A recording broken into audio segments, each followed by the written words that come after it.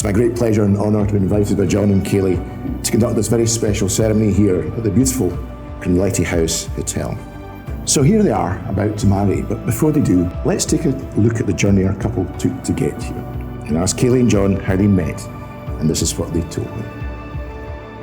Went for the first date at Waverley train station on the 18th of August 2018, exactly 5 years ago last night. John was running late and didn't have time to buy Kayleigh her favourite chai tea latte, and arrived empty-handed to find her in the centre of Waverley station waiting for her. John remembers her eyes above all else, knowing genuinely he had struck gold. Indecisiveness brought them to a small takeaway pizza stand just off the Grass Market. Upon buying 2 slices of pizza, John was asked for £6 cash only, with only a fiver in his wallet. An overall awkward situation resolved when the stand owner took pity and let them off with a £1 discount. After Kayleigh returned home on the train that night, their relationship grew over text and calls given their distance, Kayleigh being in East Kilbride and John in Edinburgh. And Kayleigh moved to Edinburgh for only a couple of weeks during lockdown to live with him and ended up never leaving. So that was the story of how they met and some of their love story to date. But to get to this point today, somebody had to propose. That person was John, and this is how it went. After 7 months living together through lockdown, after being together for just over 2 years, John proposed on bonfire night, 5th November, in their shared garden at West Savile Terrace.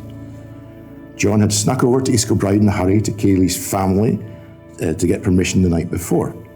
Kayleigh's mum did very well keeping Kayleigh away from the flat that day whilst having a mother and daughter date out. Kayleigh felt slightly offended that night when her dad was nudging her out for an unknown reason when it was getting late. When Kayleigh returned home that night, John had left candles along the stairwell out to the garden with a sign saying Kayleigh's fireworks pointed to the back door. Kayleigh walked straight past it, assuming it had been drawn by a child.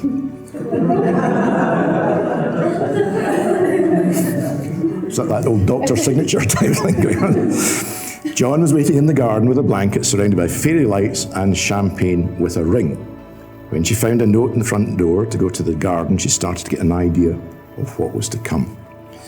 John had promised her fireworks that night earlier in the week and thought he could do them himself in the shared communal garden with flats either side. After letting one off and waking the entire neighbourhood, they stuck to sparklers instead.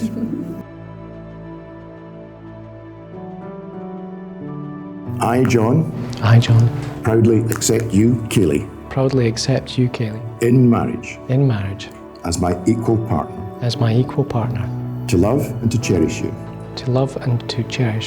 for as long as we both shall live.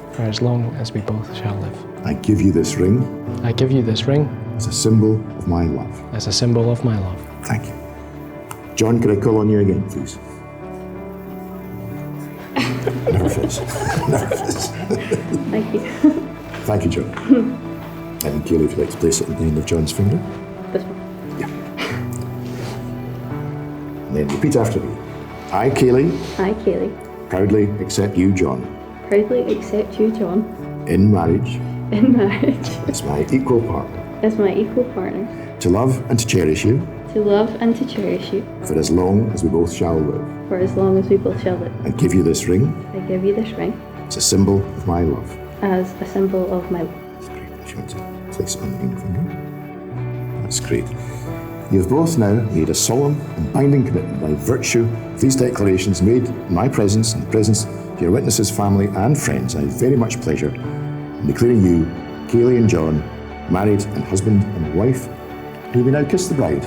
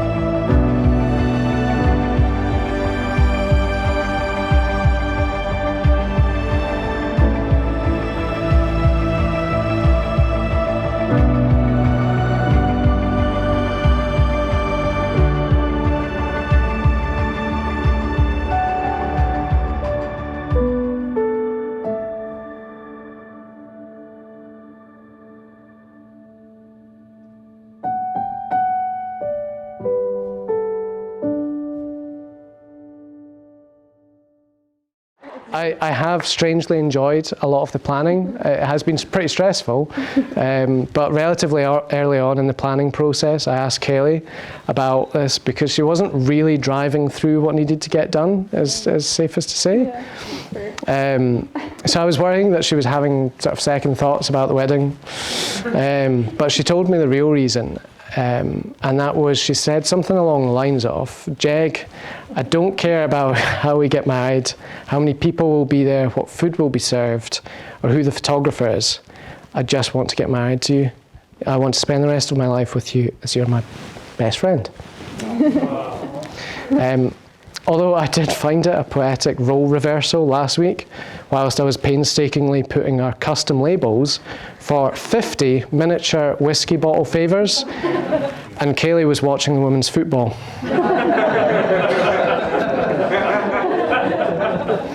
So in all seriousness, I cannot describe how beautiful you look today. You focused on one main thing in our wedding planning, and that was you and your dress. And it's clear that you've done this part far better than anything I could have imagined. You're the image of beauty that I've seen across Waverley Station 5 years ago, and I'm so lucky to have found you. You frustrate me, irritate me, drive me mad, but your eyes and your smile really lights me up. Your presence makes me feel at ease, and we both agree that we really can't spend any time apart from each other. We even work in the same office now, and we miss our lunch buddy when one of us works from home. very sad. Yeah, it is pretty sad, isn't it? We've definitely came a long way together, and we've had some challenging times, but I feel that we have taught each other so much along the way. No relationship is easy, but there will always be challenges waiting for us. But I can honestly say with confidence, as long as we face them together, we'll be just fine. So now can I ask you all to raise a glass to the love of my life, to Kayleigh. Aim high. Aim high. Cheers.